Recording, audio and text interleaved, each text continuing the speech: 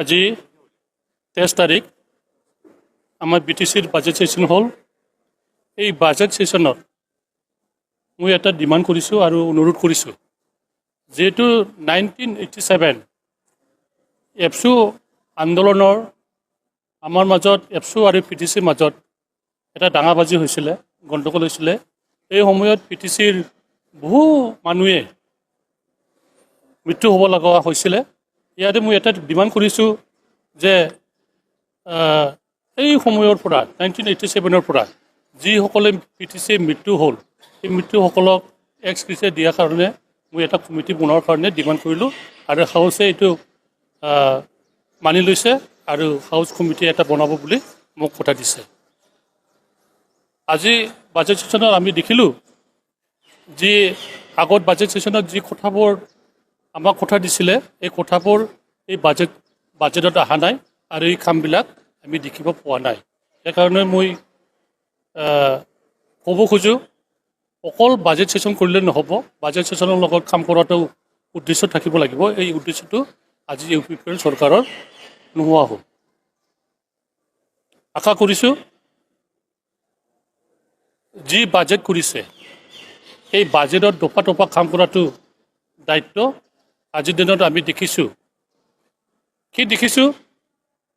যোৱাকালিলৈকে আমি দেখিছোঁ আমাৰ কাৰিগাঁৱে হওক, চেৰপাংগুৰি হওক, যিসকলে বালু ট্ৰাকত আনে, ইয়াত ফৰেষ্ট ডিপাৰ্টমেণ্টৰ পৰা চিণ্ডিকেট আছে।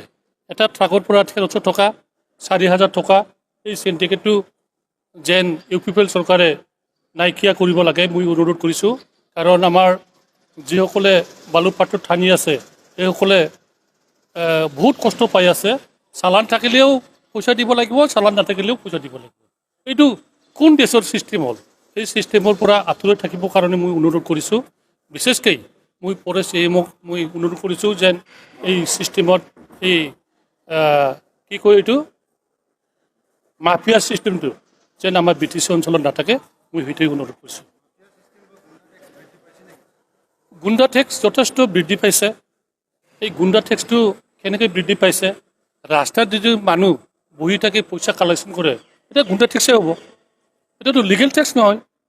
আৰু যিসকলে কাগজ আছে, কাগজ চালান আছে, এই চালানৰ পৰাও যদি এটা ট্ৰাকত যদি 1300 টকা ৰাখি দিয়ে, এতিয়া নিশ্চয় গুণ্ডা টেক্সেই হ'ব। এইটো মাফিয়া ৰাজ হ'ব। এই গুণ্ডা টেক্স কৰা এই চৰকাৰৰ পৰা আঁতৰি থাকিবলৈ মই সকলো ৰাইজক অনুৰোধ কৰিছোঁ।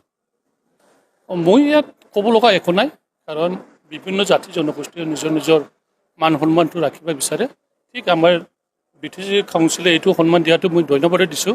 কাৰণ ৰিষ্ট্ৰিক্টেড হলিডেত যিসকলে নিজৰ নিজৰ জাতিৰ কাৰণে পূজা বা কিবা পালন কৰে, পৰ্ব পালন কৰে, ইয়াত ৰিষ্ট্ৰিক্টেড হলিডে দিয়াটো বেয়া নহয়, ঠিকেই আছে।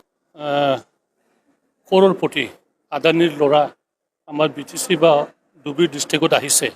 অকল বাছবাৰীত যোৱা নাই, আমাৰ বিলাসপাৰা চাব ডিভিশ্যনৰ ওচৰত চুৰাপাকৰা কিবা এইবিলাক এৰিয়াটো আহিছে। আৰু ইয়াত ডাঙৰ ডাঙৰ প্ৰজেক্ট কৰাৰ কাৰণে যিহেতু মানুহবিলাক ইয়াত বসবাস কৰি আছে, এইটোক এভেকশ্যন কৰাৰ কাৰণে আমাৰ ধুবুৰী ডিষ্ট্ৰিক্ট এডমিনিষ্ট্ৰেটিভৰ পৰা এতিয়া নটিচ দি আছে। আমাৰো BTCত কি হৈছে দুৰ্ভাগ্যজনক, বুগলাউৰা বুলি এটা গাঁও আছে, ছোটমাল গাঁও, ইয়াত BTC বাছি আছে, BTC ভোট দিয়ে, এই সকলোকে ইয়াতে এভেকশ্যন কৰাৰ কাৰণে যোজা কৰি আছোঁ। আমিও চেষ্টা কৰিছোঁ কেনেকৈ আমাৰ BTC অঞ্চলৰ ৰাইজক কেনেকৈ ৰক্ষণাবেক্ষণ কৰিব পাৰোঁ, আমিও চেষ্টা কৰিছোঁ।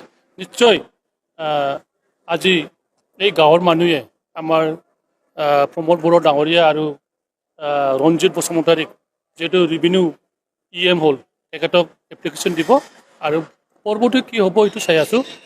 যেন মই ক'ব বিচাৰোঁ, পৰ্বজোৰা হ'ল আমাৰ TSP এৰিয়া। এই TSP এৰিয়াত যেন আমাৰ মাটিবিলাকক চৰকাৰক নিদিয়ে আৰু ব্যক্তিগত খণ্ডক প্ৰজেক্ট কৰিবৰ কাৰণে নিদিয়ে, এইখিনি মই সকলোকে অনুৰোধ কৰিছোঁ।